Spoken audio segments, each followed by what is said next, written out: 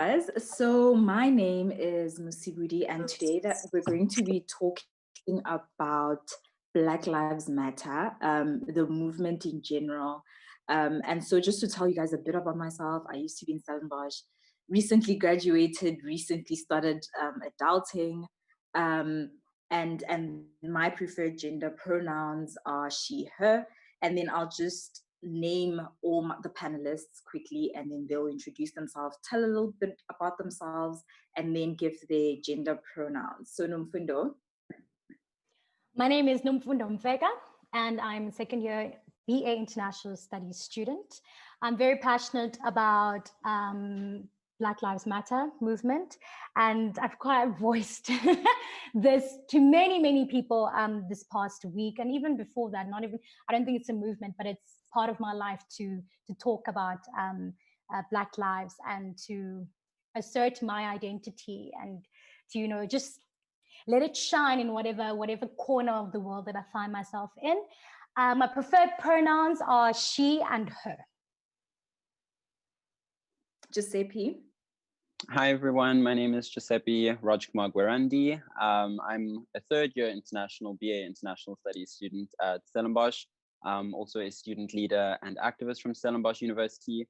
My entire passion very much is my writing and my voice, and using those skills that I have specifically for my activism around queer empowerment, women's empowerment, and the rights and emancipation of people of color, and especially Black lives. My preferred pronouns are they and them.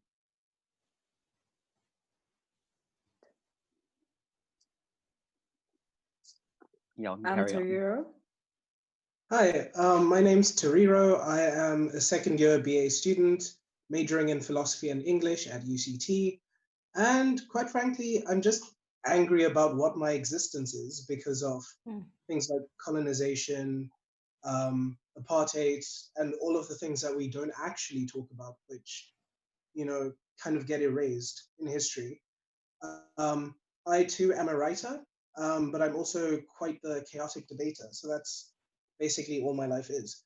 Try and use that to spread messages. All right. And Corlia. Hi, I'm Corlia Kritzinger, and I'm a third year BA Law student at Stellenbosch. I think I can't call it a passion because I think that's just the way I move through life, is as a person with immense privilege. I think for me, it's about living responsibly in the space that you were given and bringing attention to especially other people's issues, but things I am specifically passionate about is using discourse and conversation, especially to bring attention to intersectional feminist issues, as well as general social justice. But I think specifically after becoming aware of a lot of my internalized privileges, I've become a bit more focused on issues that don't necessarily affect me directly. All right. And then just to quickly speak about myself, because I feel like you guys actually spoke about yourselves and I did not. So I graduated having majored in economics and a bit of finance. And what I'm particularly passionate about is Africans and economic freedom, and just sort of finding ways to get equality for everyone in this country in a way that's actually tangible, and bank account balance and homes and housing and all that stuff. So that's basically my passion. So today we're going to talk about Black Lives Matter, and essentially what's prompted this panel discussion is a few weeks ago, a man called George Floyd was murdered by police in the streets of America, and then a video came out and it went really viral. And there've been protests since then, worldwide, in fact, protests since then. And sort of what's prompted this discussion is just generally to create discourse around the plight of Black people. And there was also the Khoza situation, the Collins Khoza situation, but this is just generally to create the plight around Black people. And I firstly just want to also firstly encourage you guys to ask questions in the live, and then we'll attend to them. And then the second thing is I just want to give a definition for Black Lives Matter, just so that we continue on the same premise. So I wrote something down here. So Black Lives Matter is an activist movement that originated in the African American community that campaigns against the violence and systemic racism towards Black people. So I just want to generally go around the room. I want this to be a very free-flowing conversation, but also secondly, the most important thing is respect. Let the other person finish talking. And then the third thing is generally avoid gender pronouns. I always say this just in case you do not want to be out here making mistakes about people's gender identities. So I'm just going to go around the room, and I'm going to start with you, Nomfundo, and then just generally find out what is your view of Black Lives Matter and what does it mean to you? So my view of Black Lives Matter is sort of the prejudices, discrimination, systematic, institutionalized, that has been attacking Black bodies for so long. And even if there's a resurgence of this movement, I think it really is bigger than this time. It really speaks to centuries and centuries of systematic attacking Black bodies systematically and in every way possible in society, in whatever aspect or whatever sector there is. So it's really a bigger than movement, I believe, a movement that should be, and I think it is alive in every single part of the world, really, where there is Black bodies living. What it means to me, it means quite a lot. It means quite a lot. It means that I can be part of something bigger than myself. I can be part of discourse, and I can be part of, voicing. I'm 19, but I can be voicing on behalf of voices that lived centuries ago, on behalf of generations that will come after me as well. So that's what it means to me. It means, generational voicing of, listen, we are worthy. We cannot continue to live like this. We cannot continue to live like this, and we cannot have atrocities committed against us continually so throughout the decades. So that's what it means to me. It's really a bigger than movement. All right, and Giuseppe? Yeah, I mean, Nomfundo has done a very brilliant job of covering really the gravity of what Black Lives Matter is and the real sort of profound impact it's had, especially to the people who it matters most to. So like, well done to that. Really appreciate that. I think for me personally, my view of Black Lives Matter, obviously very much a proponent of the movement, very passionate about the movement and what it stands for. I think particularly when talking about what it means for me, I'm obviously not a Black person. I'm in the mixed race category, if we were to categorize on the basis of ethnicity and race.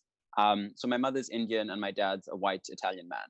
So I have a very different relationship with Black Lives Matter as a movement, but also with racial prejudice and institutionalized racism as well. In my day-to-day life, it's a very different experience for me.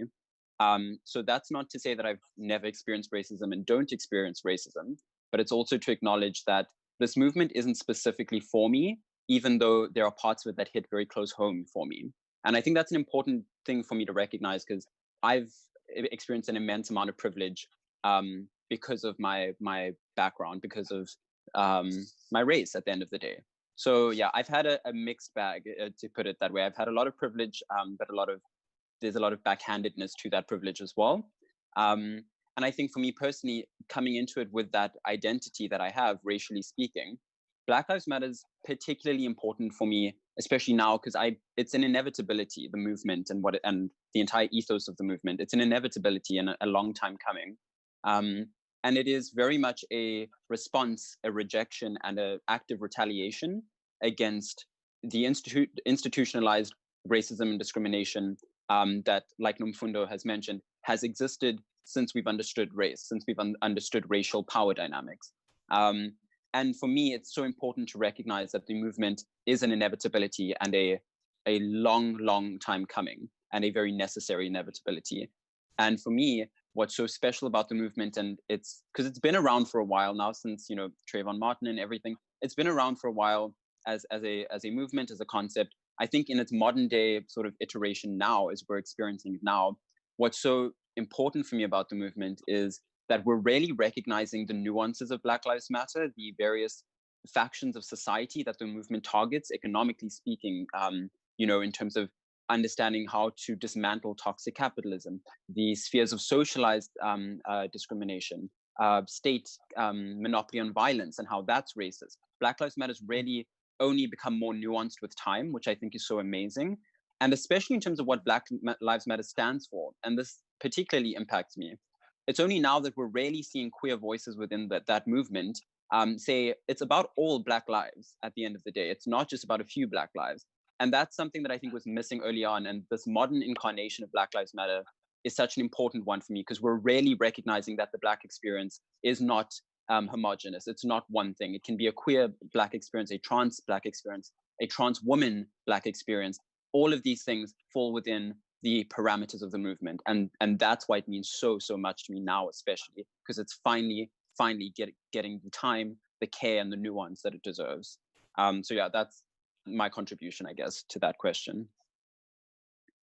All right, that is so cool. There's so much that I want to follow up there. And please don't mind me, guys. I'm actually making notes while we speak, just so that I don't forget stuff. And then Tariro, your chance now.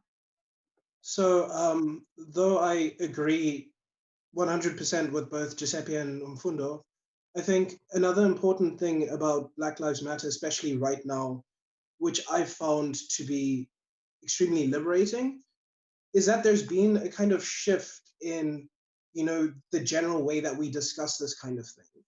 And in that way, I think there's already been some rather successful confrontation to the racism which exists within racial discourse.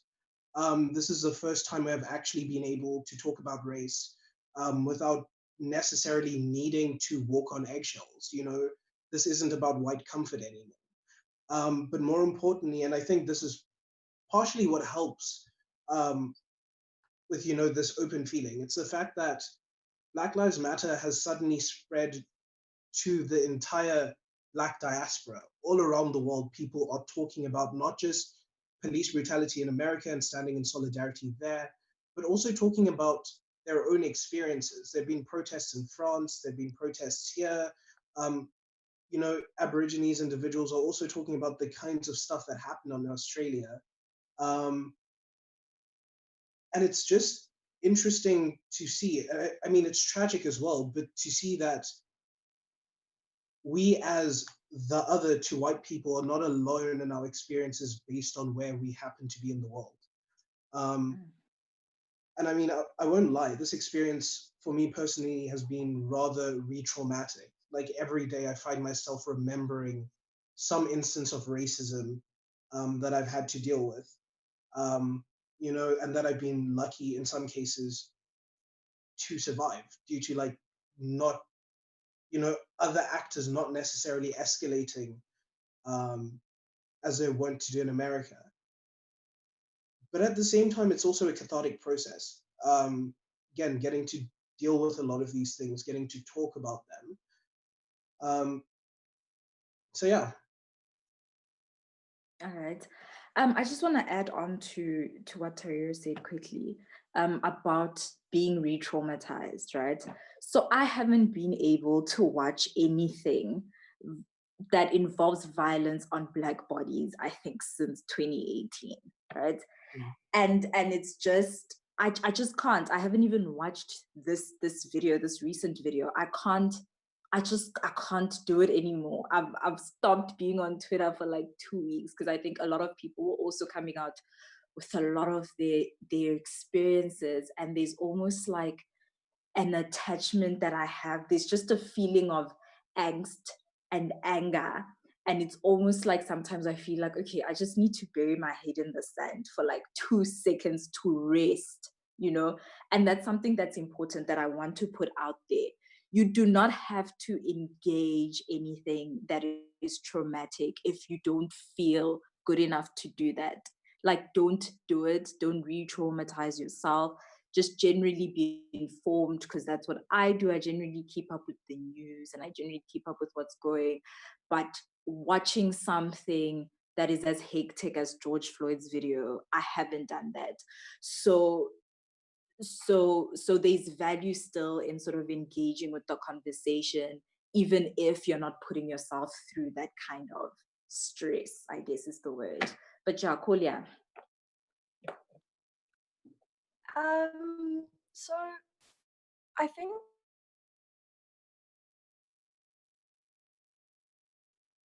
has been said. I think as someone personally, especially as a white person or solely as a white person, I think 3 things stand out for me from what Black Lives Matter looks like right now versus what it did in 2016 and prior.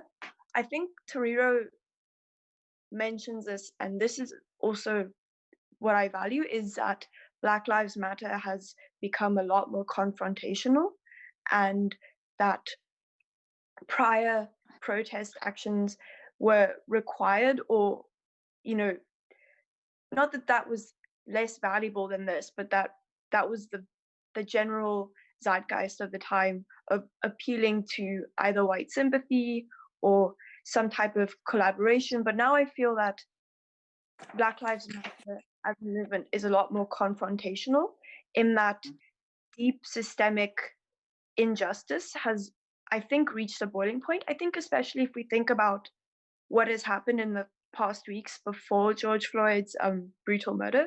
So not just active violence, but I think attention is being drawn to deep simmering violence. So I can't remember what her name is, but that white woman who called the police on Amy a bird. Yeah. So, and then also, you know, instances of people calling the police on POCs, especially Black people during the time of lockdown, prior to the Black Lives Matter protests, how white people would protest against lockdown regulations, just a buildup of the deep entrenched injustices, how white people could protest armed and nothing happened. And also after George Floyd's brutal death, you know, the continuation of police brutality that I see on the news during these protests against police brutality. So that confrontational aspect of it, I think, is important, but also, again, the fact that this isn't something new and that it has been boiling over for a long time and deserves to be, I think, as violent as necessary, due to pointing out that there is no inherent difference between deep, slow violence versus explosive violence, or the violence that we typically associate with the word violence.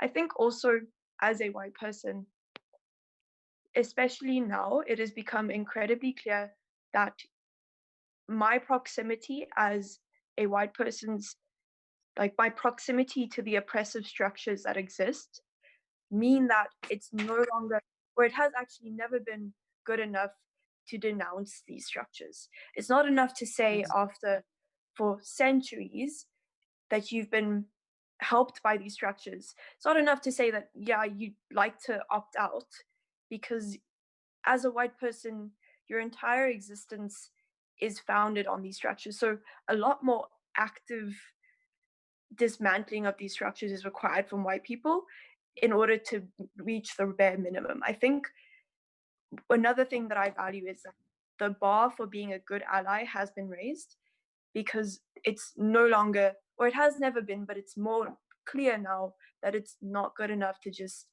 say that you support something. You have to actively partake in the dismantling of that structure. Okay, so I just want to ask, and whoever's answering answers, that's how it's going to work. So for me, my experience the past week or two has just generally been silence. A big part of me is very tired of explaining racism. And so it's like every few years or every few months, there's a video of like some Black person in a South African farm somewhere being dragged by the cart, or some American Black person being killed. And it's like there's always been a sort of requirement for us to explain something that is that obvious. Right? I think we can all like agree that there's statistics and everyone knows the stats and then there are always going to be those white people on the internet that are going to just argue, and you're going to argue and argue and argue forever. So what I want to discuss with you, and I guess this is something that I'm also struggling with, is just what keeps you going, right? So next month, after we've sort of discussed this, and there've been mass protests, and there've been mass protests since the 90s and the 80s and the 70s about Black people, what exactly is it for you that you feel like, no, I can't actually stop talking about this, I have to keep going and going and going? I'll go ahead. What keeps me personally going is the fact that I know that Black people are super, super resilient. Super resilient. And that spirit is just, it lives in me. It lives in every other Black person I know, every other African, really. This continent is just, I think it keeps going because of the spirit of resilience. And I think it's part of our ethos as an African people, to be taught, they say, meaning there's nothing that doesn't come to an end. And it's always this thing of being hopeful, being optimistic, looking forward to something. Even if you're in a dark hole somewhere in life, it's always, no, it's going to end at some point. It's going to get better. It's going to get better. And even it speaks to this other poem that I love, absolutely love. We did it in matric, but it just stuck with me since then. And it speaks about this resilience within on the continent. And it's called African Elegy by Ben Okiri. Okiri. And he says, we are the miracles that God made to taste the bitter fruit of time. And we are precious. And at the end of the poem, it says that, the people that lived before me, they say that this time it's bittersweet. That's what he really describes in the poem. And yeah, I think that's what really keeps me going. And I've been triggered so much these past 2 weeks. I've been angry, seeing how people are responding to Black Lives Matter. Not a lot of shame, but some people are trivializing this movement. Some people are invalidating this movement, and it makes me so frustrated. It makes me so angry. And to even see these videos and to see Black people dying is triggering. It's extremely traumatic, extremely traumatic. So yes, there are days where I feel down, I feel angry, but I don't know, it's just within me, and I know that it's within my DNA as a Black person to rise above that eventually. I don't know, I think it's just something supernatural, if I can describe it in that way. Yeah. And I guess what I want to also ask is sorry. Before we go any further, the meeting is going to end in a minute, so we must all just leave the meeting and then join it at the same link again, please. Oh, yes. Yeah, the meeting's going to end now. Okay. So just join the meeting again. Okay. And that was the first part of our BLM panel discussion. Very important topics that they are discussing here. And we're just restarting the Zoom meeting right now because Zoom meetings only have a 40-minute limit. but it won't take too long until we get the Zoom meeting started again. And then we will continue with the discussion. So please do stay tuned. Don't run away now, because we are just getting the conversation started again.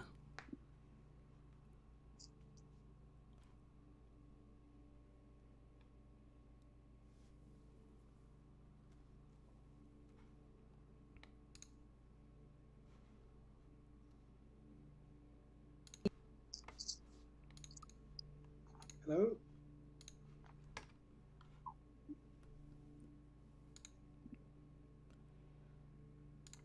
Okay, I think we're back, yeah. All right, we almost have everyone back on again, and then we will return to going live. We are still waiting for one more person, it seems. I can't see the video. I only see 4 people on video. Is Tariro here? Sorry about that. No. Oh, there he is. Okay. All right, awesome, guys. We're going live again.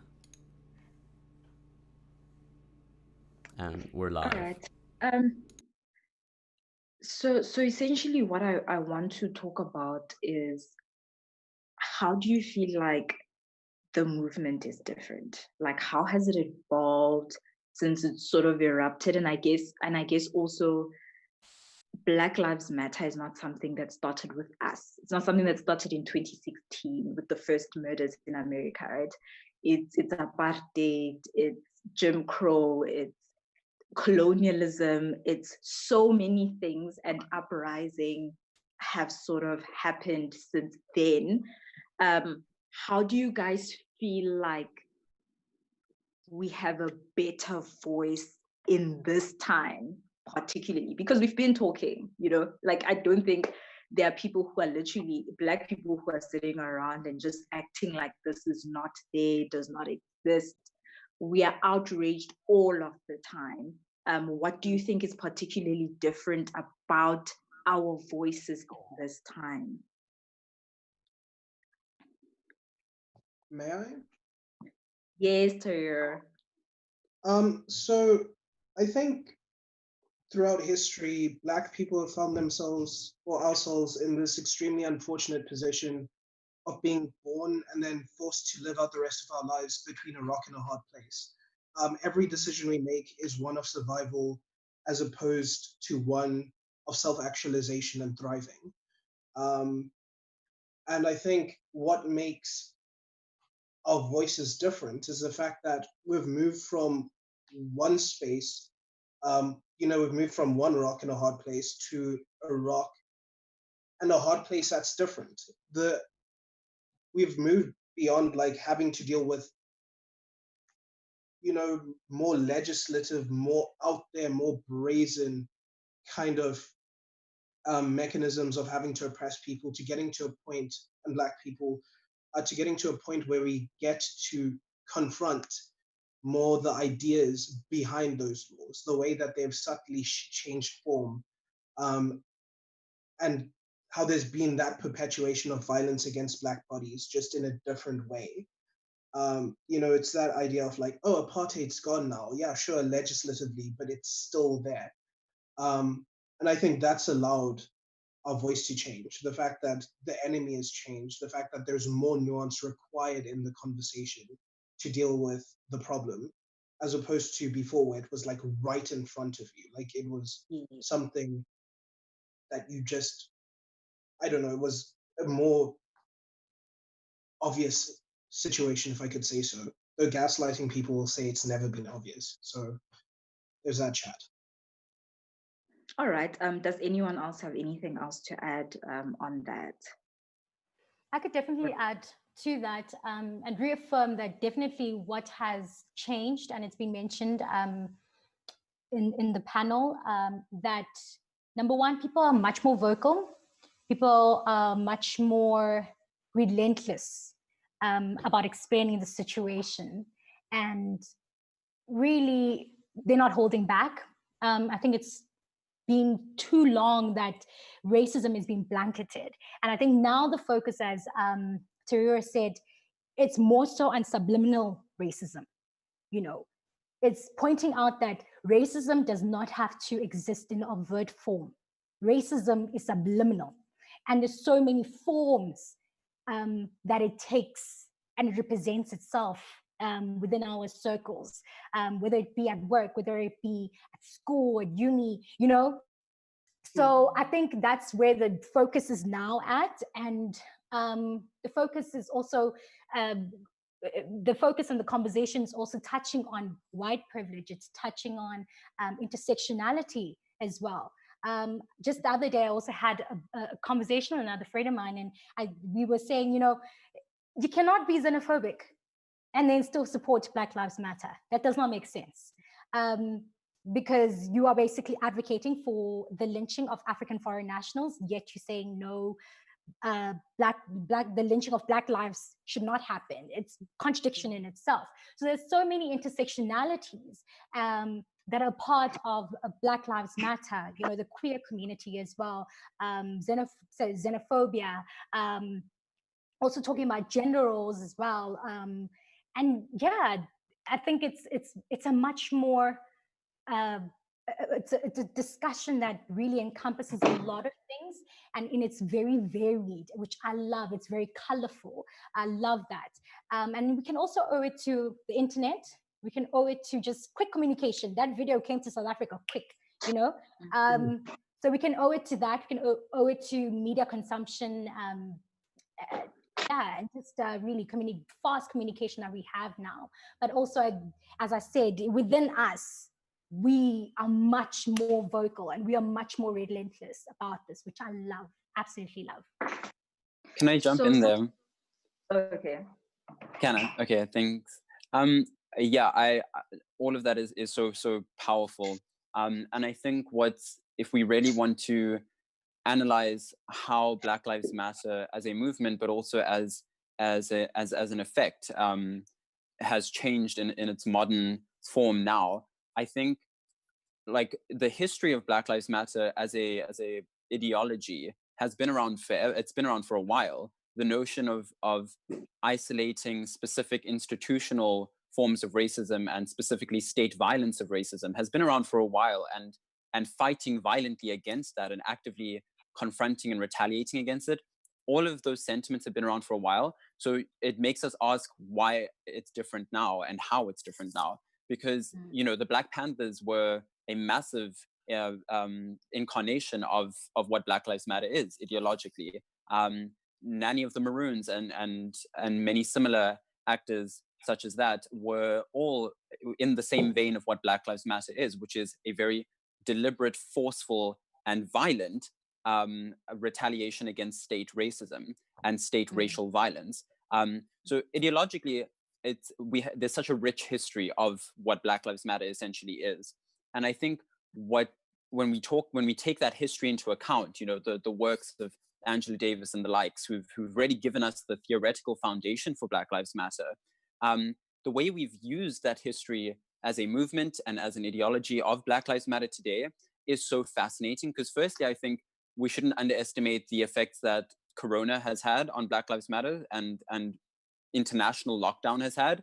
And that links to what Nomfundo mentioned, which is with media consumption and the fact that we are so heavily reliant on media consumption when we're in lockdown, especially, people are forced to face this on their phone screens, and there's more, I guess, not that this justifies any of the time lag that it's taken for us to get to this point, but there's more sort of consciousness about it because you're forced to experience it because you can't go anywhere else. And people can't escape it. And that's really, I think, if we're going to talk about like a benefit, I guess, from the lockdown period, it's the fact that people can't escape what Black Lives Matter and people who fight for the cause of Black Lives Matter for centuries now have been saying. So if there's anything to gain out of a lockdown context, it's that we can't escape what people have been saying and what people of color and Black people have been saying for the longest time now. And I think, especially with this new form of Black Lives Matter and how it's functioning now, firstly with its effects globally, especially on the African continent and South Africa, if we're going to relate it to our own sort of domestic context, I'm sure I know that there's always been in terms of the diaspora shared struggle. And I know that every time Black Lives Matter becomes a mainstream conversation, or police brutality in America, for instance, becomes viral, I know that it's always felt internationally amongst the African diaspora and Black people internationally, but I don't think it's been spotlighted the way it has now. The international Black pain, I don't think it's been spotlighted the way it is now, and quantified as drastically as it has now. Because South Africa, as much as we've always felt that, we're particularly talking about this now. You know, countries in Europe are particularly talking about this now, where we would have been, you know, conscious of it but never really active about it. And that's interesting because in the time of lockdown, police brutality has especially been bad in South Africa. It's always been bad. It's always been racialized. But especially in the lockdown context, we've seen the exposure of similar structural racism in America happening here, where it would on the surface not make sense to be happening, right? Even though it actually makes a lot of sense that it's happening here. We've seen police brutality against poor people of color in this country in the same vein as we see in the States. And I think the juxtaposition is a relatively contemporary thing. The juxtaposition's always been there. We've always been able to see the similarities. I think what's new now is that we're especially hammering on that, domestically speaking. And lastly, I think what's new, we're actually taking the works of radical thinkers from the 20th century very seriously now, which isn't to say that we never did before, but we're especially doing it now, which I love. So when Angela Davis talks about prison abolition and police abolition, it's not a radical thought on the fringes of academia anymore, especially as people of color. We really are seriously giving those ideas the attention they deserve, and forcing white people to face those ideas as well, because the prison system, the state monopoly on violence, such as the police and army, if the state is a racist, white hegemonic one, then those systems have always only been for them. And for them to claim that those systems have been for the protection of society, such as prisons, for the protection of society in terms of the violence that police are privy to that civilians aren't, in order to protect them, when we rarely expose what those thinkers have been saying forever, which is that they've never been for us, then saying things like we should abolish them doesn't seem radical. It actually seems contemporary, even though it's been around for a while. And that's what I love so much about the modern form of Black Lives Matter. It's more universal, even though it's always been universal. It's more radical, even though it's always been radical, if that makes sense. And that it's no longer radical, it's becoming normalized. And that's incredible, because we've realized now the pacifistic peacekeeping rhetoric of, you know, MLK from the 60s and so on, and the like, and Gandhi and so on, and all those thinkers who were told we should be functioning in the same way as, we're recognizing that that's never been the mandate of the movement. We've never had to be peaceful. We've never had to be tolerant. And we can actively go against those ideas and still be fighting the cause legitimately, because no one gets to define what it is to legitimately fight the cause for us, you know? And I love that about this modern form of Black Lives Matter and general state dismantling of racial structures and racist structures. It's really a contemporary thing. It's very new and it's so powerful. So one of the things, sorry, quickly, Corlia. So one of the things that I feel I've picked up, and this is something that I wanted to mention from Nomfundo, and either Tariro or Giuseppe mentioned it earlier, is that Black Lives Matter is something that's becoming particularly inclusive, right? And so it's not just about, because we know that within the Black communities, there's a lot of problematic behavior, right? So transphobia, homophobia, etc., etc., etc. So what I'm enjoying right now in this sort of evolved version of it is just the fact that it's more inclusive, and we recognize that there are trans women in our midst. You know, we acknowledge that they are there and their voices are important, and we affirm that. So yeah, Corlia. So I think Giuseppe has covered something that I value a lot in the movement right now, but I think some cool examples can be added. So something that I think is particularly valuable is the connection now between physical explosive violence and systemic violence, especially now that protests have begun to take on a more explosive, violent nature.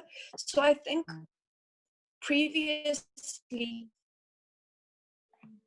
when property was damaged in protests, especially in South Africa, people used to say that's not how protests should be done, and that there's no excuse for damage of property. I think powerful corporations like Target and big department stores, and you see that those department stores like CNN headquarters are being repainted the next day, but the lives lost and the reasons why people are protesting, actual human beings, and argument, that also has been seen as pretty radical for some time, that damaging property is a completely valid form of protest, and is actually in the system is sort of a form of looting. But it's been really cool to see even powerful companies be like, they're not going to pursue legal action.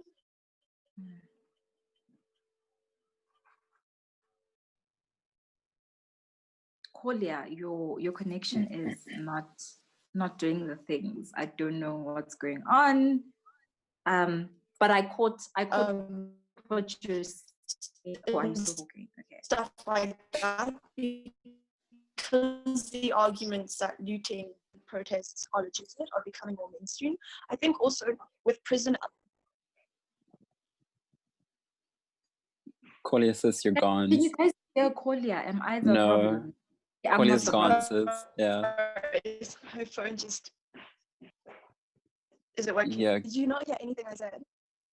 No, not really. But I did the first part, right? And that's something that I wanted to comment because it's very valuable. You mentioned how it's almost like when protest action happens, institutions are very quick to cover that up, right? And I experienced that with Fees Must Fall 2.0, because when I was first year, it was 2016, and it was the year after sort of Fees Must Fall blew up. I don't really want to say it started there, because a lot of historically Black varsities had been having that discourse and protesting much prior to, but what is that protest action is a method of last resort. Like, no one is literally sitting around thinking this is the first thing we're going to do is protest. And this is what's important. We've sat down, we've had the discussions, we know fees are expensive, we know that residences are particularly exclusionary in Stellenbosch anyways. And so it's like we need to be heard, and we are going to be heard, right? That's what protest action essentially is. And yeah, that's just something that I sort of picked up from Corlia, that we would, like, there would be violence on buildings, right, in Stellenbosch in 2016, and us as protesters would move from one building to the next building, and immediately it's like classes would just resume. Nothing happened. The following day, they fixed the windows, sliding door things. So just the general, I just wanted to highlight just how quickly institutions are ready to sort of erase protest or dissent in general. And then Vahan, I don't know if I'm saying his name right, actually has a question from the Vihan, I'm so sorry. He has a question from the YouTube live. So, okay, yeah. So we have a question from one of our viewers. Fufu Talks asks, is there a relationship of Black Lives Matter to the civil rights movement? And do any of you think that identity politics relate to Black Lives Matter? Okay. Please repeat the question quickly. The question says, is there a relationship between Black Lives Matter and the civil rights movement? And do any of you think that identity politics relate to Black Lives Matter? Okay, so I think I'm just going to add something quickly about identity politics, and then I'll leave it to the floor because I'm supposed to be mainly chairing this discussion. So with identity politics, you can't separate the two, or you can't really separate identities. And so that's something that I mentioned about inclusivity recently in the movement, where there's an acknowledgement that there are people who identify differently within the movement. So I don't think that you can really be pro-Black or say that you want the lives of Black people protected, but not gay people, not gay Black people. I don't see how that sort of makes sense. Everyone is Black.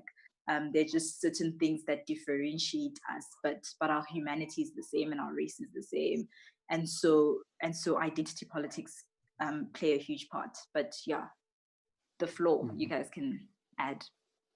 I'll first start commenting on the identity politics. And just to extend what you said, Chairperson, is that identity politics is one of the central themes, let's for lack of a better word, would be talking about Black Lives Matter or any other movement. I find it very frustrating, or I don't understand when you're advocating for any other identity. Those identities are interrelated and they intersect, really, they do. So you cannot separate them. You cannot advocate for one and not the other, because what all these identity markers share, and what advocacy for all of these identity markers share, is that all of them are based on advocating for equality and against discrimination and prejudice based on your identity. And race is one of the identity markers, and that's what Black Lives Matter is predominantly talking about.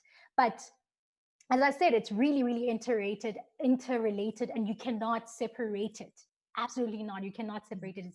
It's really at the core of discourse when you're talking about Black Lives Matter in particular. That is. Yes. Anyone else who wants to add, and particularly also if you could touch on civil rights movement and the connection there, that would be great. Sure. I'll try my best with the civil rights one, because I mean, I feel like the answer is a bit obvious, the one that I'm going to present, but we'll leave that aside for now. I just wanted to say, Mosibudi, you were talking about how, identity politics is just politics. And you know what, I agree. No offense to whoever posted the question, but often I find that the term identity politics is like an attempt at being disparaging. People try and when they talk about identity politics, it's, oh, this is identity politics. Why are we bringing this here? But I think identity politics, for lack of a better terminology, is extremely important, and I think, of course, it's going to be linked to Black Lives Matter, because as everybody here has agreed, all Black lives matter, whether you're a trans Black person, a queer Black person, a Black middle class person, a Black lower class person, like, we are all subjected to violence in varying shapes or forms. To try and exclude people from the movement and then try and legitimize that exclusion by saying, this is identity politics, this doesn't matter, is ridiculous, pointless, and, as Nomfundo pointed out, hypocritical.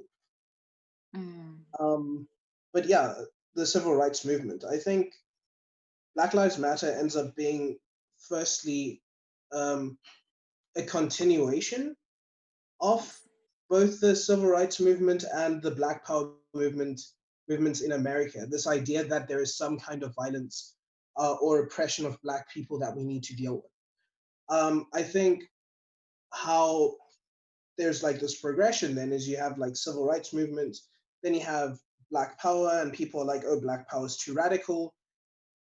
Give a bit of time between those two events for people to change perspectives, and suddenly everyone's sitting here like, oh wow, this trying to be nice to the other that wants us erased is not going to do anything.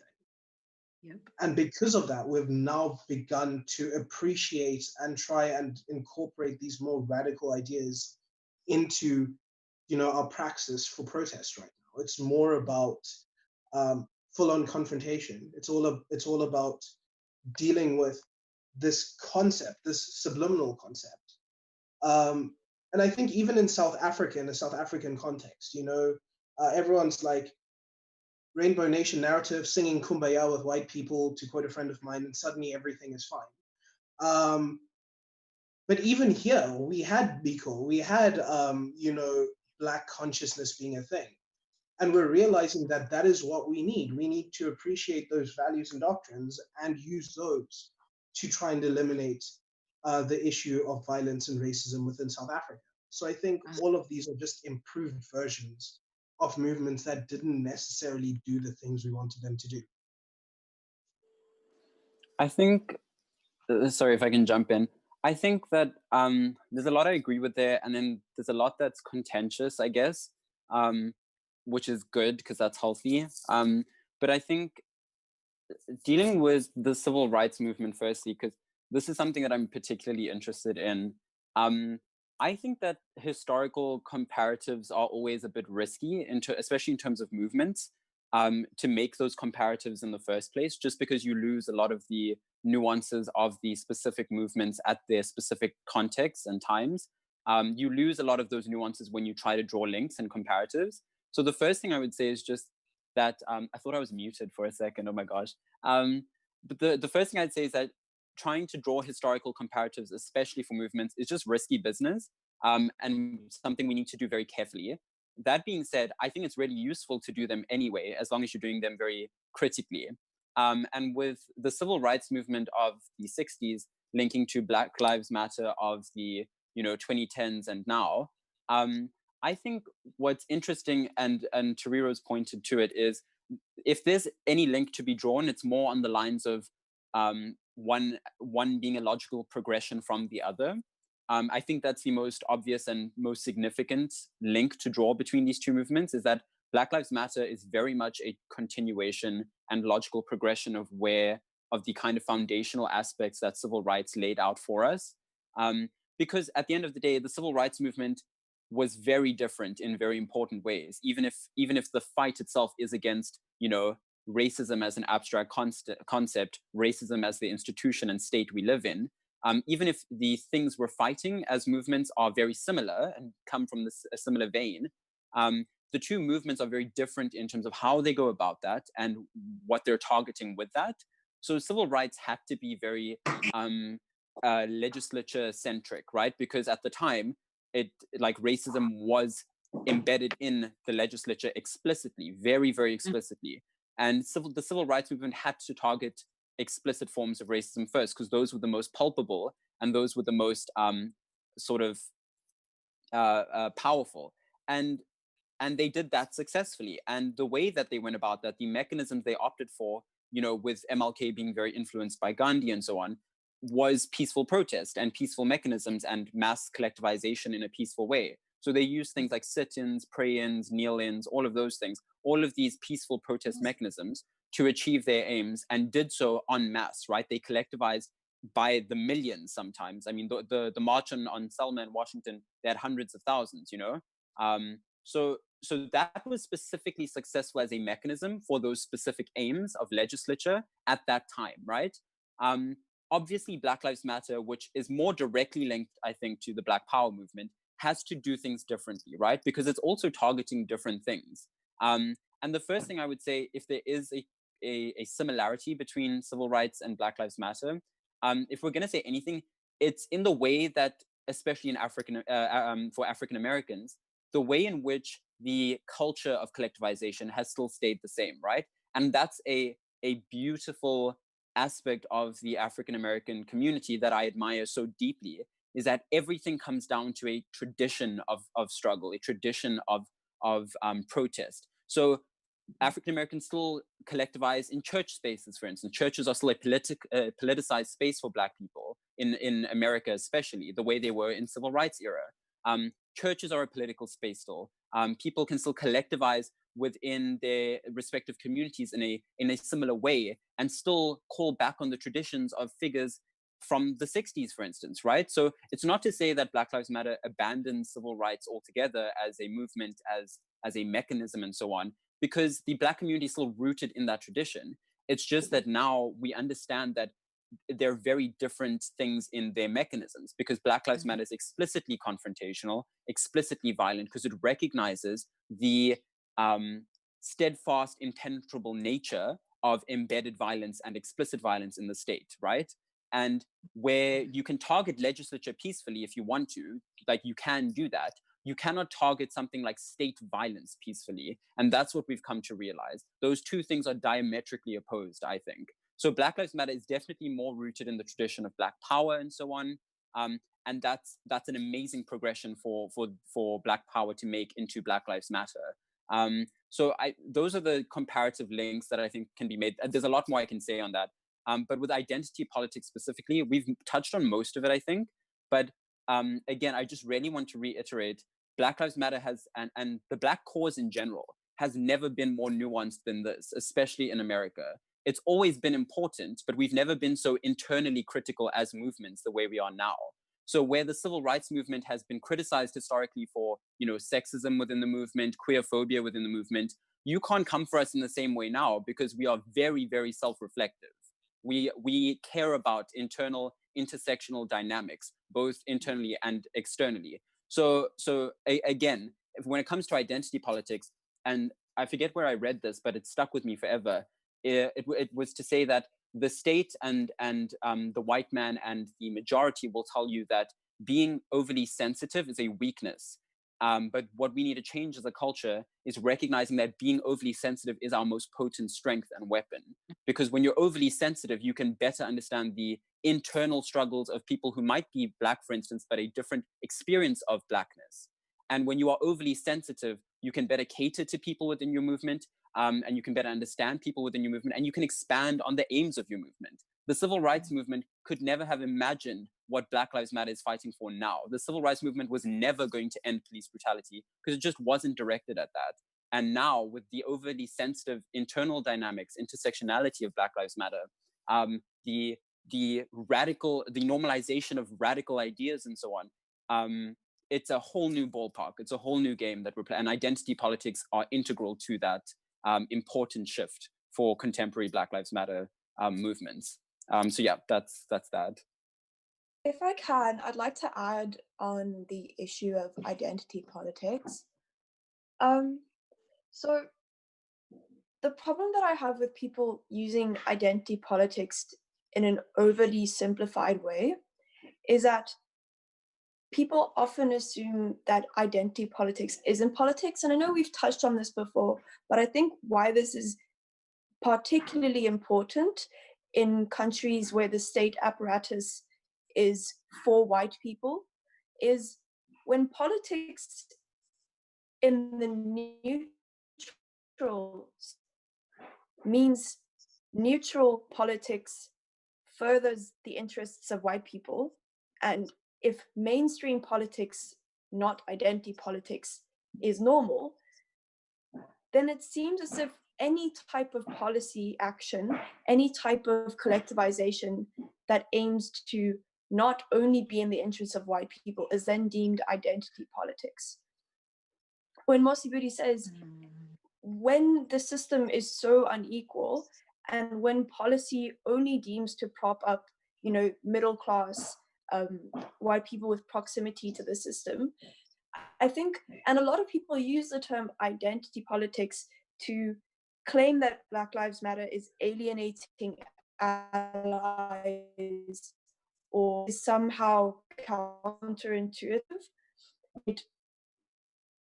It somehow excludes people who would like to participate. And I just think that this segues into the fallacy that is all lives matter, in that if you think that Black Lives Matter is counterintuitive to what you think is normal politics because it overcomes on identity. Corlia, bruh. Like, okay. Did Hungol But just... I caught essentially what she's saying. The thing that I also want to highlight, right, is that the idea of matter, and that's something that I'm on. The idea of all lives matter is like a lie. Like there isn't, like it's not, Black people are being murdered. That is not, it's statistical. We're not making this stuff up. Corlia, I don't know, nice to see you. But what I was saying is that I feel like all lives matter will be, it essentially includes Black people, right? And so what we say is, if you fix the system, then we don't need to go about protesting and having a hashtag that says Black Lives Matter, because all lives do indeed matter.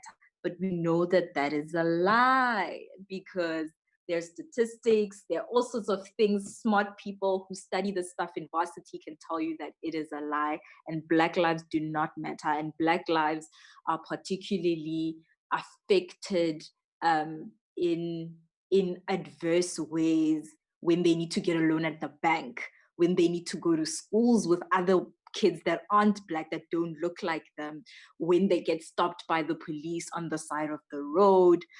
So we know statistically that Black lives do not actually matter. So, and all lives matter makes absolutely no sense to me. But yeah, Corlia, you were talking when you disappeared.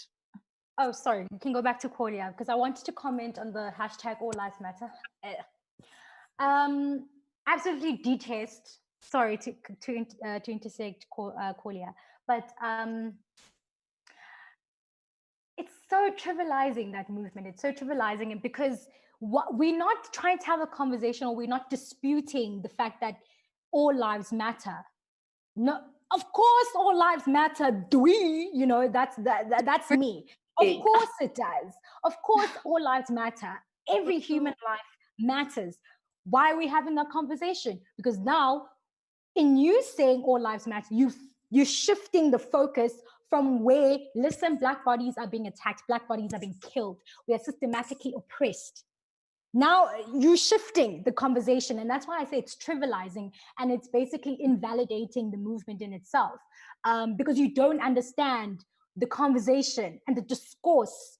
When we're talking about Black Lives Matter, you don't understand it.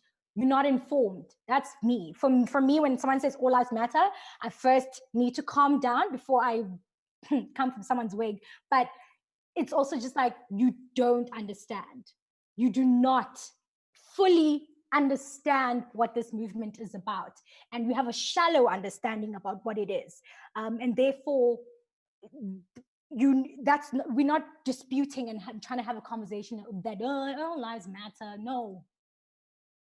That's not what it is. And that's why yes, sorry. I think that my experience with people who say all lives matter aren't necessarily, and maybe I'm cool, but I don't think it's very, everything beyond the internet.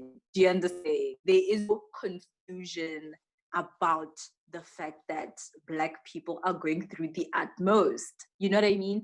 And so it's like, for me, is eventually, like for me, the first thing is going to be like, I'm just not even going to engage you, because there's no way that you have the same access to internet as I do, which is very likely, because all of the people who say all lives matter are white people. They are fine. They can access the internet in general, right? You cannot tell me that you and I can have access to the same information, and this is the conclusion that you've come to. Like, I don't even engage people who say all lives. You can't have come to this conclusion. Like, there is absolutely no way. But yeah, you're saying.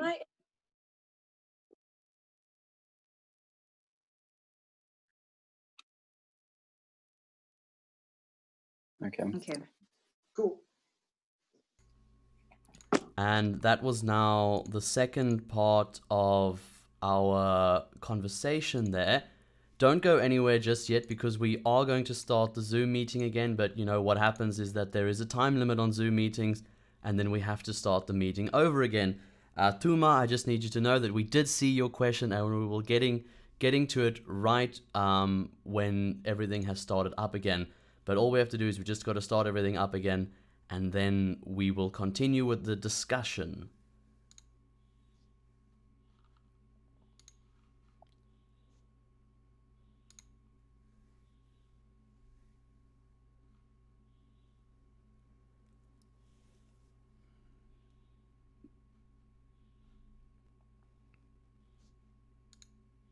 Please make sure not to go anywhere. We are just getting back onto the meeting, and then we will continue with the panel discussion.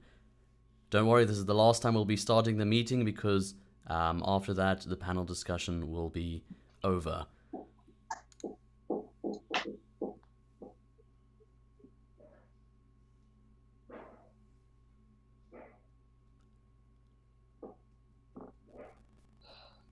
Corlia, you look so pretty.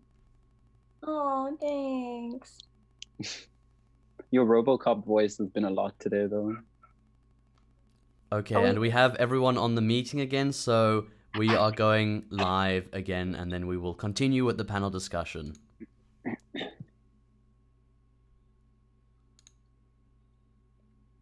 You can take it away. All right. So I don't know if someone was meaning to add anything to All Lives Matter, because honestly, I don't even have the space to give it attention. But like, if anyone else wants to add, go ahead.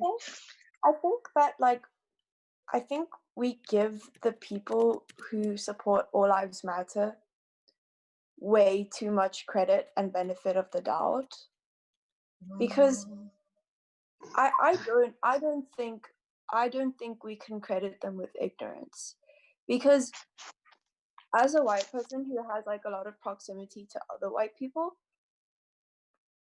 like most people who I've seen post the All Lives Matter hashtag, I've heard say racist things, or I've heard or seen be racist, or I remember from like primary school or high school when they used to like be actively racist.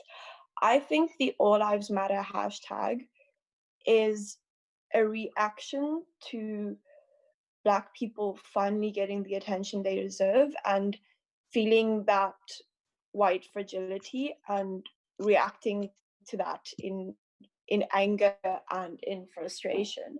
The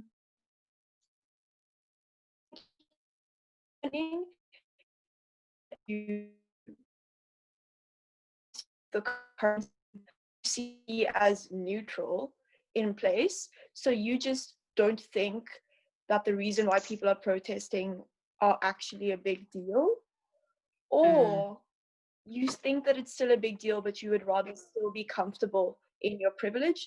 And that's why people are using like murders on farms as a reason to prove that POC experiences are not that bad.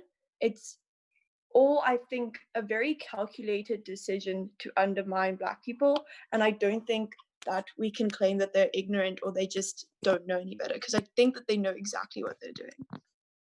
Yeah, I just want to jump in there, because that's what I wanted to contribute to the All Lives Matter topic, is the parallels, again, for our domestic conversations.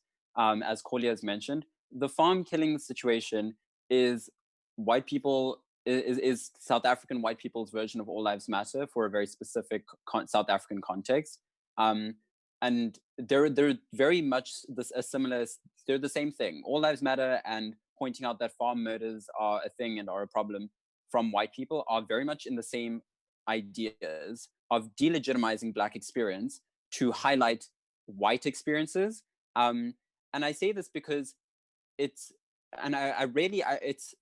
don't want to give All Lives Matter and the farm murders discussion more airtime than they deserve, because it's so illogical. Like it is so deeply unintellectual and it's founded in lies, right? Because yes, white people are killed by police in the States, sure. Yes, farmers are killed in South Africa. Like all of those are fine. Statistically, we know that happens. But by pointing those out, you actively lack the understanding of what Black Lives Matter, both in America, but also conversations around racism here, are actively highlighting. And you can't draw links between those things. Like farm murders are not the same thing as racism, statistically speaking, because those incidences don't happen from racist attacks.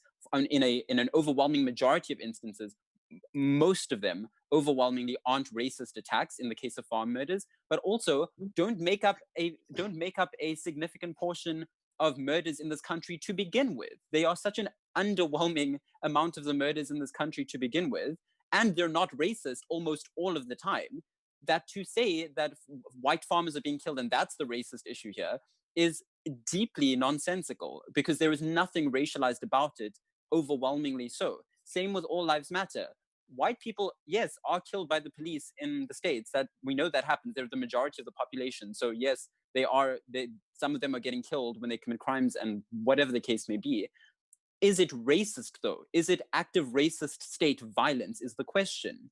And when when African Americans make up, I think it's 13% of the US population, but make up an overwhelming amount of the police murders that happen, that's when you can say racism, because that is so obviously glaringly pointing to racist institutionalized issues. Again, in the case of farm murders, in the case of All Lives Matter, it is drawing facts that don't exist out of situations that aren't racist. Those aren't racist incidences and cases where police brutality in the States is active racism, where racism and people being killed, especially in lockdown by South African police, are active racism because it's founded in classism, all of those things. So I really hate the kind of parallels that those two quote unquote movements try to draw as racist things, because they're such non-racialized situations. And at the end of the day, like we've said, All Lives Matter is a non-contentious statement. Like, all lives do matter. That's uncontentious. Where the fact that the statement Black Lives Matter is still contentious actively points to the fact that there is a disproportionality that exists that is actively racist. And that's facts. At the end of the day, that's facts. And it's true for the States, and it's true for South Africa, and true for most countries where we see racial power dynamics that are racist. It's so nonsensical to me. It infuriates me. I think also the irony is that people in the US and people in South Africa, if they truly believed that white people were as targeted as POCs, then they would also want the complete reform of the police system. Then they would also not want the police near them, because they would be as scared as the people who have a reason to protest. However, it is also white people who want you to believe that the police are your friends. So you can't think that the police are your friends, but still claim that they are targeting your race as much as they are the people who are protesting against the police. If you want to, claim that white people are targeted, at least be consistent and join the protest for the overhaul of the policing system. But that isn't happening right now. So that's clear that they don't believe the conclusions that they even are reaching. I mean, I don't necessarily want to talk about this either, because I think the three of you have sufficiently pointed out how absurd and just petty, I guess, this idea is. But I mean, just quick lesson for anyone who believes in All Lives Matter, even though, as Corlia pointed out, you're probably not ignorant. The idea of All Lives Matter, when it comes to argument construction, is something we'll call an antecedent. By that, we mean that it's one statement which launches another one, right? So basic argument, if all lives matter, then Black Lives Matter, right? No one disagrees with that fact that all lives matter. It's a very solid premise. What then becomes important to note is when you start saying things like, yeah, but all lives matter, you're not looking at the argument in its entirety. You're not looking at the fact that Black Lives Matter is a statement that comes from the fact that all lives matter. But more importantly, to touch on what Corlia was saying, because I mean, the conversation and Giuseppe talking about how the farm murders argument is the South African version of All Lives Matter. What I find pretty fascinating about the hypocrisy of it all is that we're often called out for racializing non-racist issues, right? Everyone dies at the hands of police. What is the problem? Yet we find when it comes to farm murders that a lot of what we're being accused of is legitimately happening. Like, you can literally call it out for that. 2018, for example, had 74% of all farm murders be white, which at first seems like something to be worried about. But again, when you consider the fact that like 73% of all farmland in South Africa is owned by white people, the statistics match up. Apart from the fact that it's like such a tiny issue, such a tiny fraction of the kinds of murder that happen in South Africa. It's still interesting to note that even within that bubble, the statistics make it appear, that this isn't a racial issue.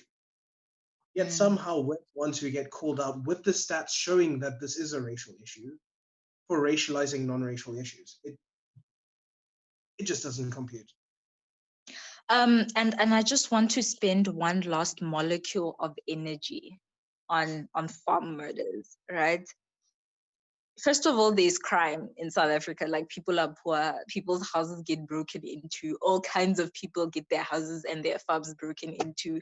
You're not special, Swiri. Like, that is what happens when a country is this unequal. Crime happens. So it's just very, very nonsensical, right? But I know that there was a question from the YouTube live like a while back. So if you could just ask that quickly, Vihan, that would be great. All right, we have another question. It says, how do we keep the momentum going in order to see more reforms? For instance, the Montgomery bus boycott lasted for just over a year. How do we keep that kind of momentum up?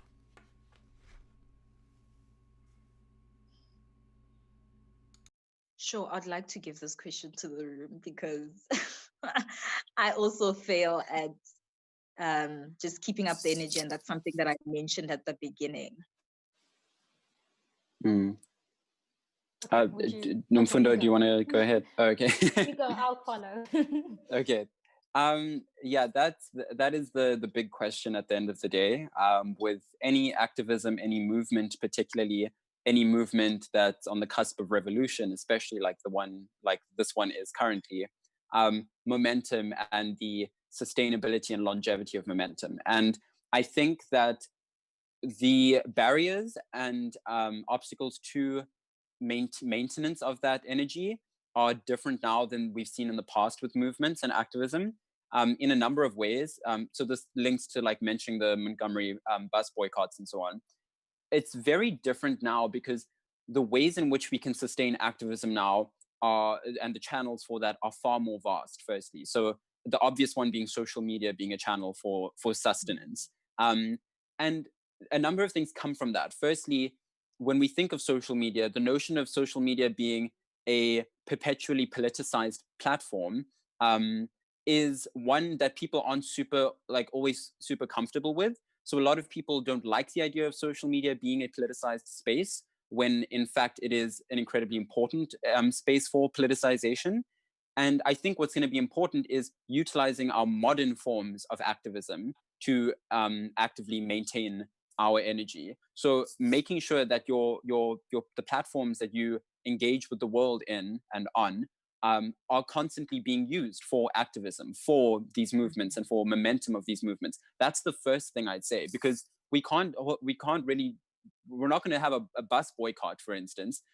Firstly, because, again, not comparable to our current situation, but in terms of like boycotting the structures we're talking about, the way they boycotted the structure of transport, for instance, back in the 50s and 60s, the kinds of things we can boycott now, there are still structures we can boycott, right? You can boycott racist companies and racist entities. You can boycott, say, for instance, family and friends. You can choose to like cut yourself off from active problematic behavior in your immediate circle, for instance.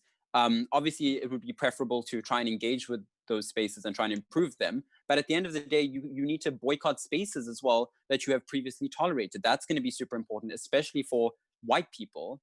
Sorry, I think I dipped out for a second. Especially for like white people and people who form part of the privileged demographics we're talking about. Boycotting is still a mechanism we can use now. We can just apply it to different things.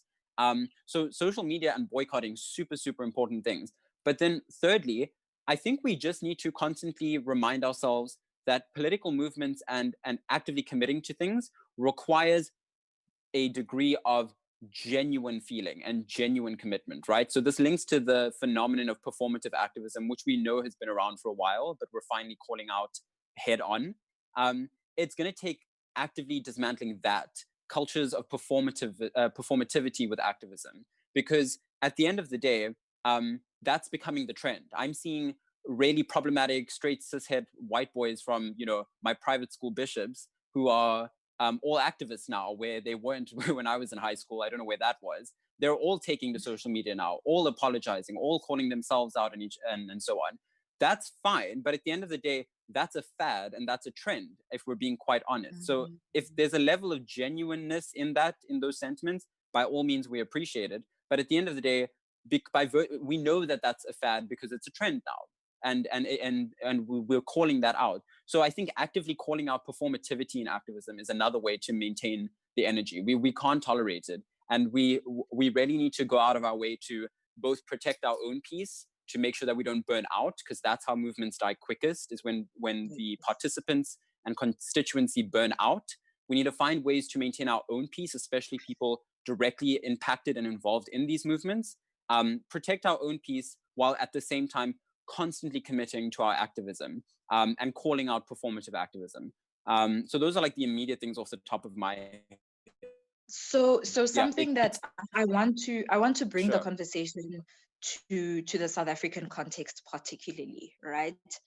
And performative activism is something that I think that we experience a lot, even in the Black middle class, I think, anyways, right? And so this is what I genuinely want to talk about, right?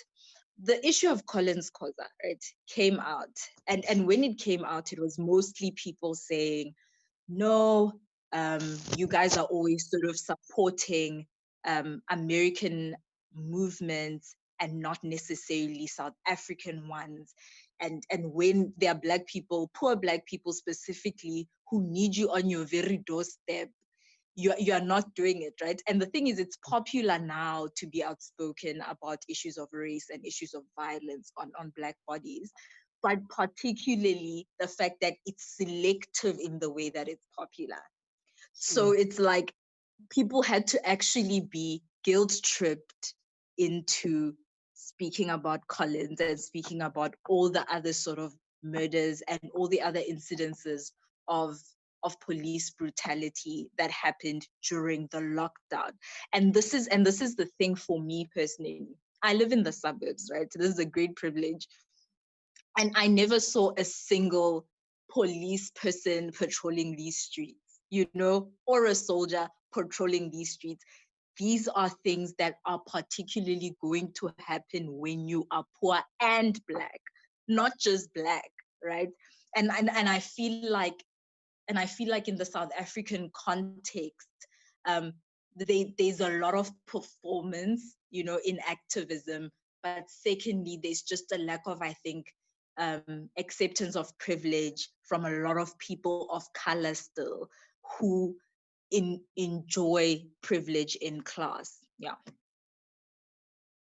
Just to add on that, also, I've been having much discussion about, like, you know, heavily entrenched problems within our Black community. Talk about Black Lives Matter, and you did touch on it, and it has to do with class, you know, and how the better class doesn't necessarily say, no, I'm not going to, you know, comment, I'm not going to involve myself because I'm the better Black, I'm better, because economically speaking, I am better.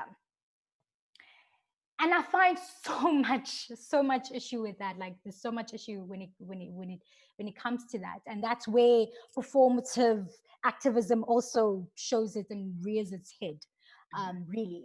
So we need to absolutely dispel this notion within our Black community that that racism is specific to class.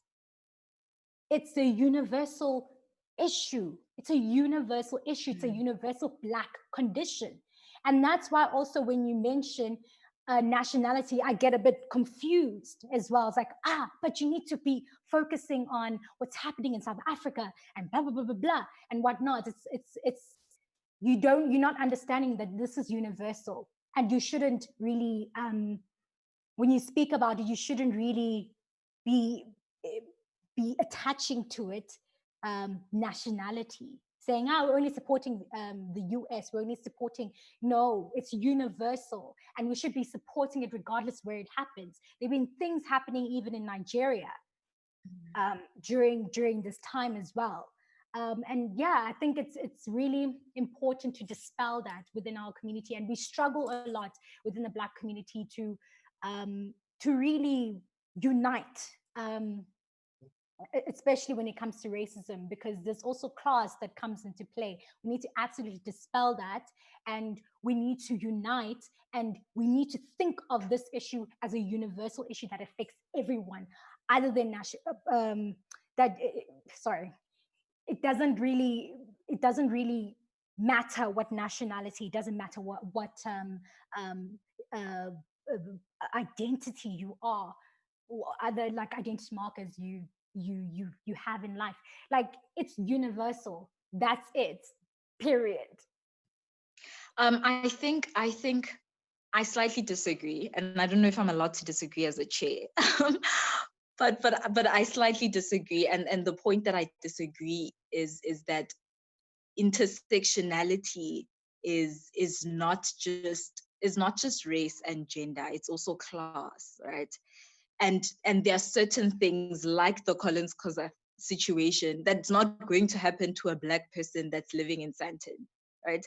And maybe the reason is because there are so many white people in Sandton, and so essentially they are protected by the fact that there are white people in the area.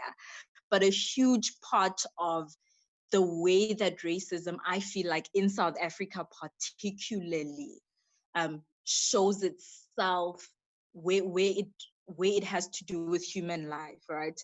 Not the whole thing of like ABSA charging every Black person a higher interest rate and things like that. That's something different, right? But where it has to do particularly with human life and seeing someone get dragged by a farmer on a cart or whatever, there are issues of poverty. You know, if you're middle class, you're not working on a farming field, right? And that's what I want the conversation to be, right? I want it to be more honest as well. I want us also as Black people to also be honest about the fact that there's very, very little chance of the Collins Koza situation happening to me because I live in the suburbs, you know, and that's the thing. It's important to speak out on all racism, and I don't like the idea that the Collins Koza situation was sort of piggybacked on Floyd's situation. But all Black lives matter and are important. But I think that there needs to be an acknowledgement that a lot of what happens in the South African context has to do with poverty as well. Poverty underlies a lot of stuff. So yeah. I think what's important to note, and I'm sorry, Mosibudi, but I'm going to side more with Nomfundo here. I think it's the fact that there's this underlying kind of conceptual viewing of like Black people as an other, which suggests that even though things aren't going wrong right now, if they had to go wrong, they would go wrong in a way that's consistent with any other kind of racially motivated violence. And I think that's why the Amy Cooper incident becomes really important, because I can't remember the man who Amy Cooper called the police on, but Christian Cooper. Yeah, Christian Cooper. Oh yeah, the surname thing, it still weirds me out. But Christian was one of those good Black people. A lot came out about him that showed that he was this rather successful Black person. Yet, if the police had to have come through, circumstances probably would have been disastrous for him too, no matter how much he was shouting about how well he's done in life. I mean, I too live in the burbs, and sure, the police aren't around here, but I remember there was one day where my mom, when I got home, she had sent me out to get some groceries. And she, like, her reaction wasn't obvious, but she was relieved that I got home. And I was like, what is this? I do this often. And a few days later, she would tell me that some person in our neighborhood had seen me walking to the shops um, with my afro done and in a denim jacket that I bought recently. And she had sent a message on our neighborhood patrol group saying that there was a Bravo male, because of course we're not racist enough to say black outright. But there had been a Bravo male caught suspiciously walking around the neighborhood, and they were asking whether they should call the police or not. And if my mom hadn't seen that message and diffused the situation, who knows how that could have gone? And that's still something that she's worried about. I think when it comes to class, especially in a society as classist as ours, of course, class results in a context where it's more likely for things to go wrong.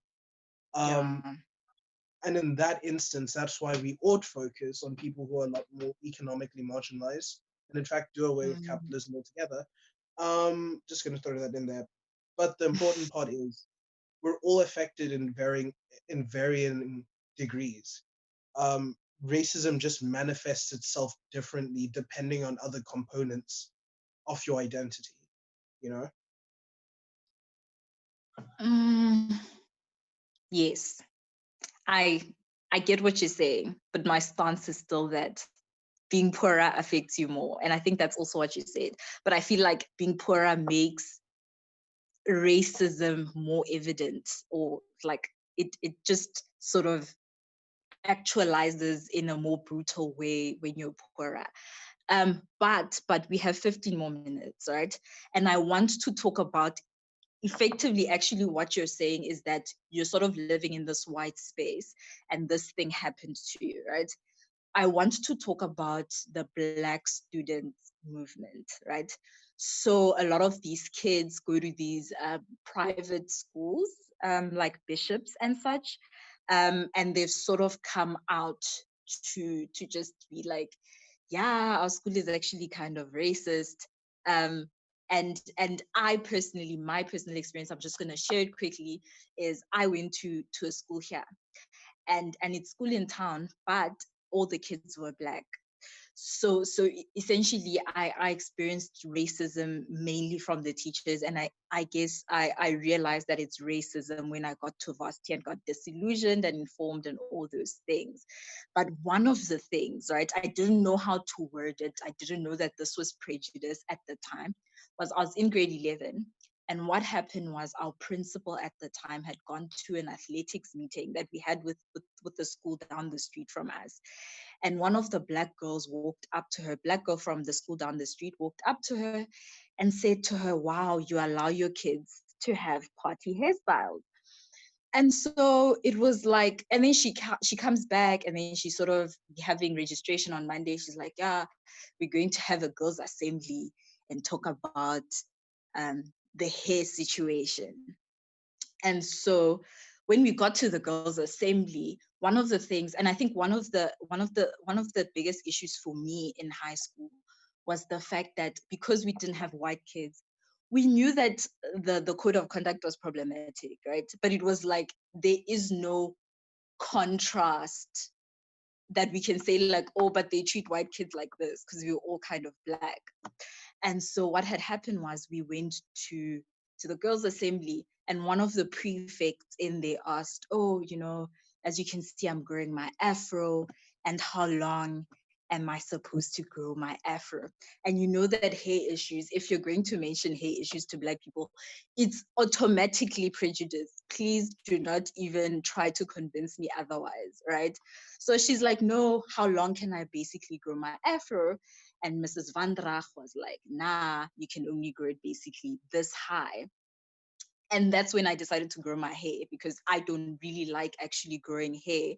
But I actually grew my hair in defiance because I actually wanted her to come to me and be like, please relax your hair. I wanted her to do that, and she never did. but what are your thoughts on in general a lot of these kids coming out and just sort of showing how much they're struggling, especially in these white spaces? Anyone? So I think the first thing I'd like to say is that I'm going to say this as politely as possible because I don't know how exactly language is working on here. But private and ex-Model C schools can eat my excrement, generally. The first reason for that is the fact that this is a PR issue to them. It's not a justice issue. Being someone who went to an ex-Model C school and being someone who had to constantly fight with people about the kind of stuff they were doing is just shocking. More importantly, the number of people I know who have started receiving threats from their schools about defamation, and like, you know, there's this kind of gaslighting of like, how dare you try and like drag your school through the mud, that kind of conversation shows this lack of care and understanding about what the actual problem is. Because if that was understood, these schools would realize that they dragged their names through the mud by themselves a long time ago. People are just speaking facts here. People tried to tell you about them in private conversations. You didn't listen. Now stuff's out there and you're starting to panic. You're starting to talk about being disrespected. No, sir. No, ma'am. That's not what happened. You should have done something when you had the chance. But does anyone else want to say something? Sorry, would you like to go, Corlia? Corlia, Yeah. and then yeah. Like for legal reasons, I don't know how hectic my school might be, but I went to high school in Paul, and like there's Model C racism, and then there's like small town, farmer town, like Model C school racism. Like a lot of people in my school are also coming forward, and like I emailed the school with like a super long testimony, and the principal was like, "Thank you for sharing. Regards." And that was it. Like that was literally it. But like it's high time that this is happening, because in my school the amount of POCs was shocking, and we had one POC teacher in like the entirety of this school. But beyond that, what I'm quite worried about is how retaliatory these schools might be with like legal action and stuff. And so it's mostly alumni talking and sharing their experiences on social media. But I wonder, like, I think that this is the only way to go forward, because schools don't listen and don't care.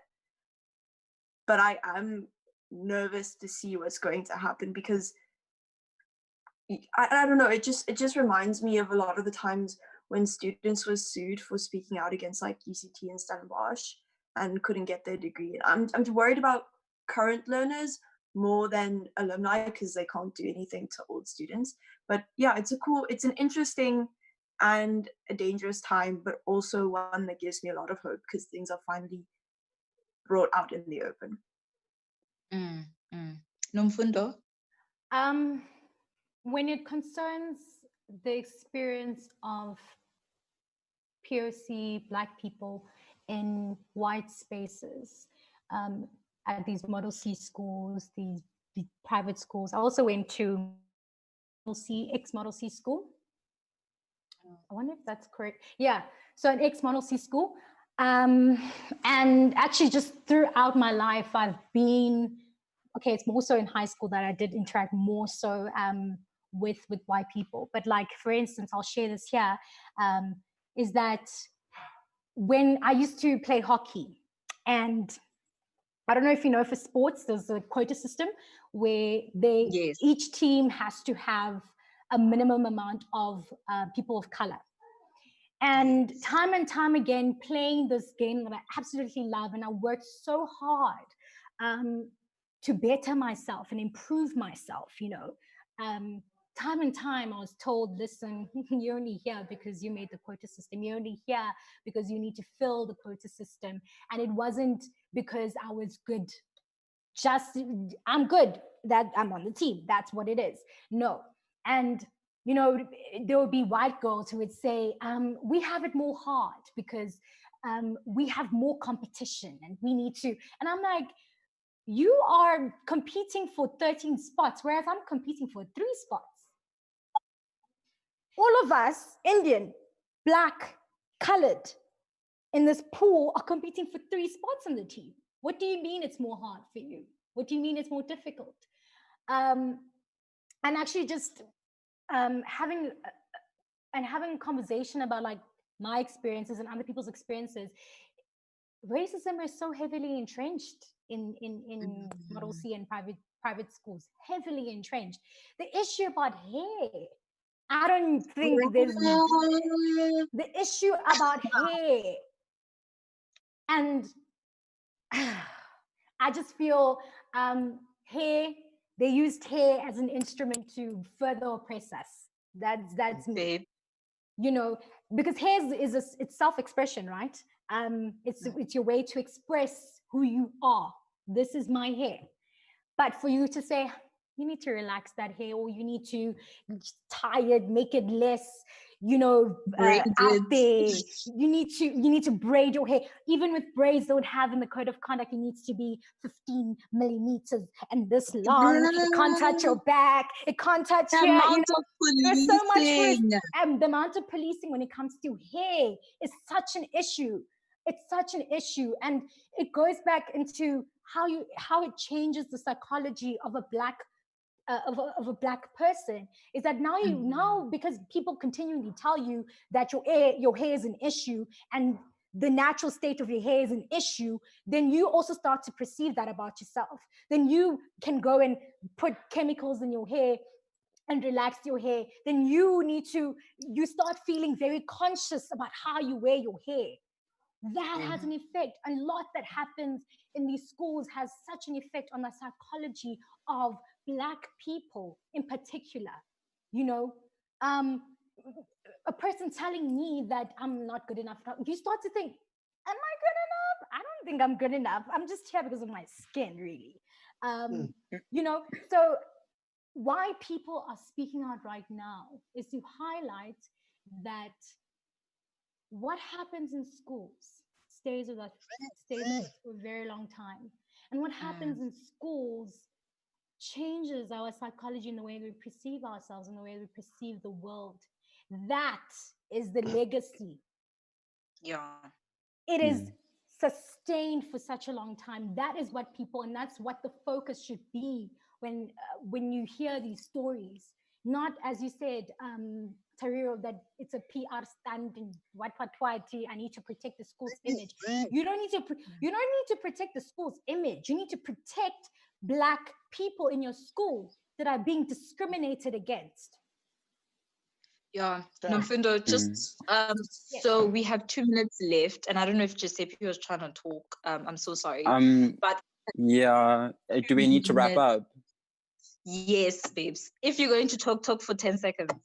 I can give like a quick summation of my ideas. I agree with everything that's been said about the student movement. I can only speak from my experience at a school like Bishop's, you know, southern suburbs, Cape Town environment. But I'm super proud of the students, firstly, that are taking these matters into their hands, are caring for each other genuinely. I'm so proud of them. And I would advise them to be careful with what they're doing and constantly be vigilant, because these institutions will shit on them. I don't know if I can say that, but will clamp down on them the moment that they can. But I'm so proud of them. And I hope they keep in mind the fact that these psychological harms and these active harms have been around forever with these schools, especially the privileged ones that I've experienced. They've been here forever. And it's high time that we prevent the psychological harm that's been happening.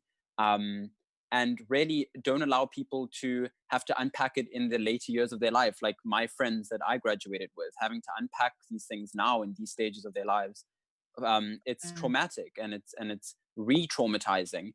And the amount of imposter syndrome that they live with as well, because of things like the ones Nomfundo mentioned. All of these psychological elements are so long lasting, and I'm so proud of these students for trying to unpack that and dismantle that. And we as alumni, we need to be part of that change. Okay, we have less than a minute, so I'm just going to close it off. But what I do want to say is thank you guys so much for the conversation. But what the things that Giuseppe said, use social media, all the routes that you can use to bring awareness to things, call out performance, activism, and then also boycott brands, right? They need our monies to survive. So if brands are racist, please call them out, and then please support these children that are.